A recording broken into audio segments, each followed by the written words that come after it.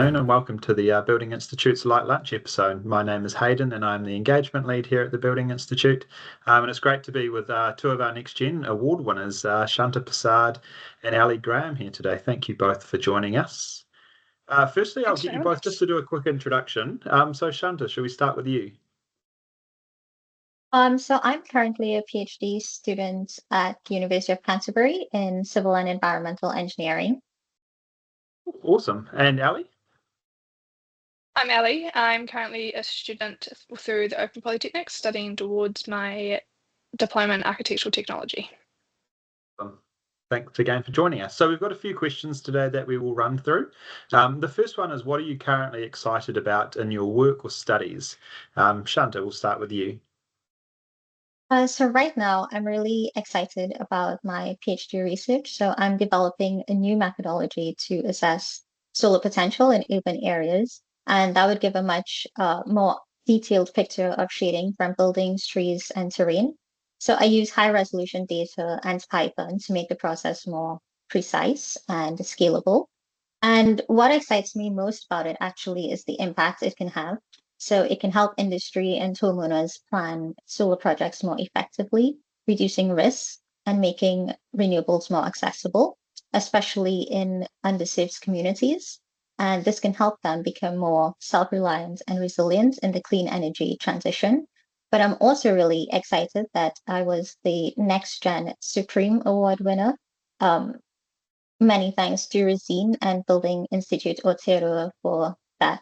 I'm really grateful for their the work they do with students and future leaders.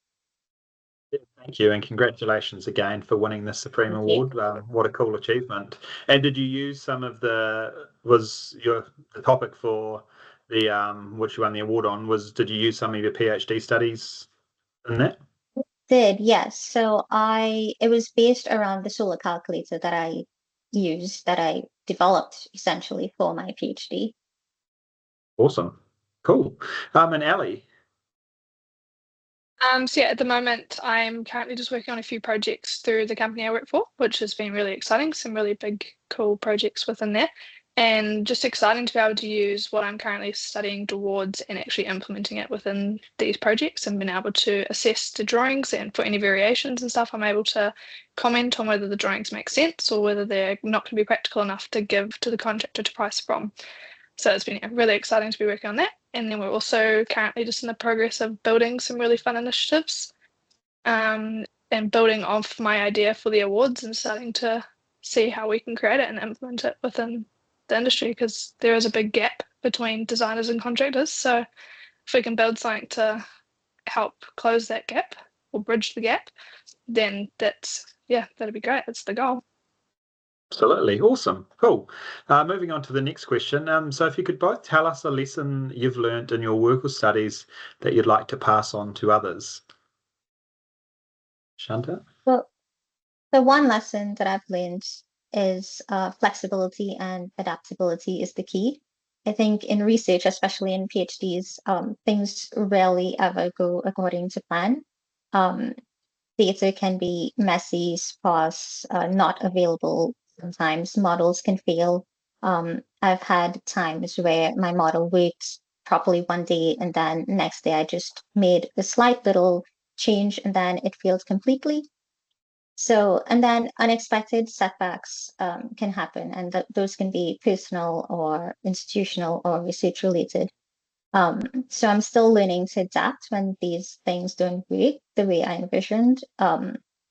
Well, I think I adapted well. It's just sometimes I can get a little bit frustrated. But I think that mindset is crucial for keeping projects moving forward.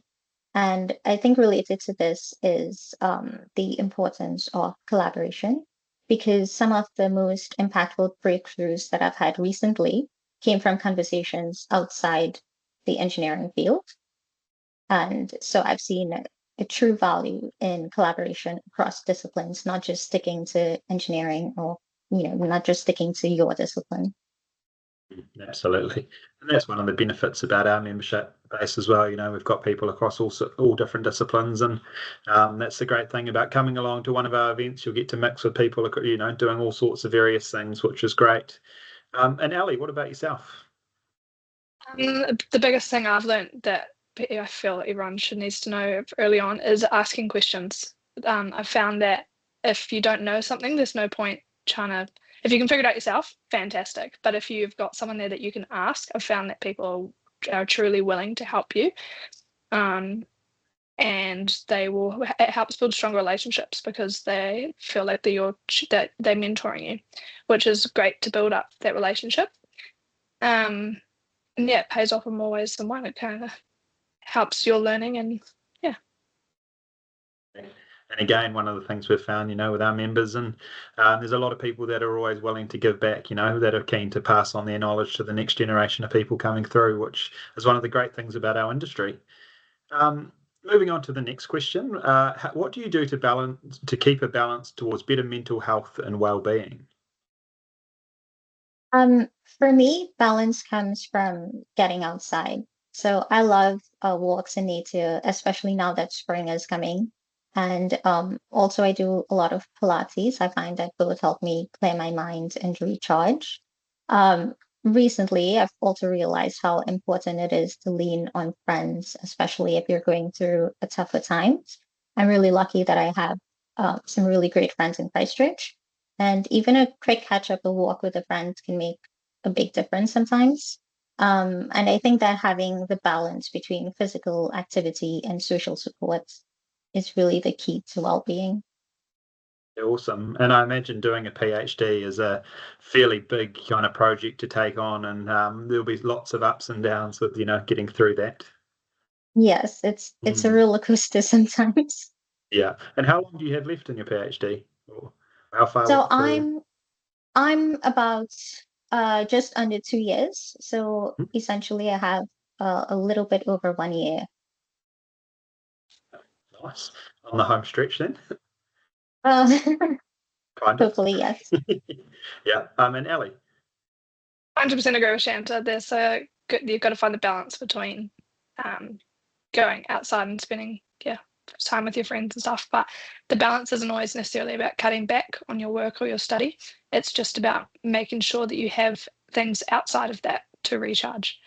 Like Shanta said, getting outside, going for a walk, and just leaving your phone behind. It's Mm, incredible how much we just think, oh, I have to bring my phone. You don't have to bring your yeah. phone. That's like the best way, just to switch off for a moment, and then you're not checking your emails, you're not checking texts, you're not taking phone calls.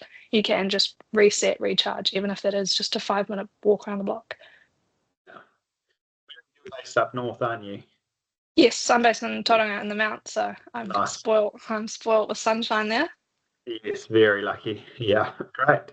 Cool. And then the final question is just about a person who has been influential for you, and what is it about them? So one of the most influential people who is still one of the most influential people in my life has been my master's thesis supervisor. And she shaped not just how I approach research, but also how I approach other aspects in life, such as, jobs, learning, collaborations.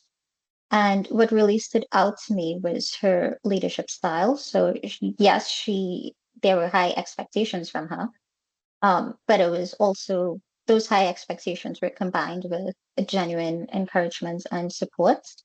So she always made time to give thoughtful feedback and challenged me to think critically and trusted me to take ownership of my work.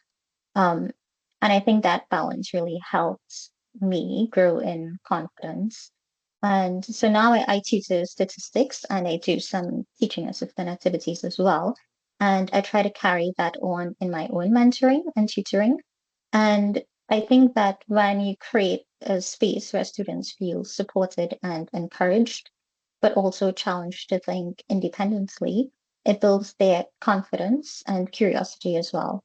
Um, and I've also recently started working with a new PhD supervisor, and I'm excited to keep learning from her as we move forward and I complete my PhD.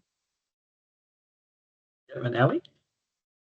I've been lucky to have a few people that have been very influential for me in multiple different ways. On a personal level, I've had my parents and my partner Ronan. My parents have always encouraged me to think outside the box and to work hard, and I've seen that through how they've committed to their own careers and aspirations. And then my partner Ronan, just as supportive. He pushes me to and reminds myself that I'm more capable than I sometimes think that I am. And then professionally, influential has been my boss, Jo. She's someone who leads with both knowledge and care. She holds very high standards and gets great results, but she also looks after the team and supports growth, and just watching the way that she balances life and work and everything in between has been really inspiring, and it's really shaped the way that I'm approaching my own career. There's some great shout outs there. I'm sure they'd appreciate hearing those. Well, that's all we have for today. It's been great to have you both on this Light Lunch episode. Obviously, you both came through the Next Gen Award, so congratulations again for both winning your various categories, and then Shanta for the overall Supreme Award.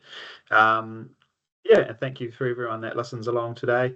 Great to do another one of these episodes, and we look forward to bringing you the next one in another couple of weeks. Thank you very much. Cheers. Cool.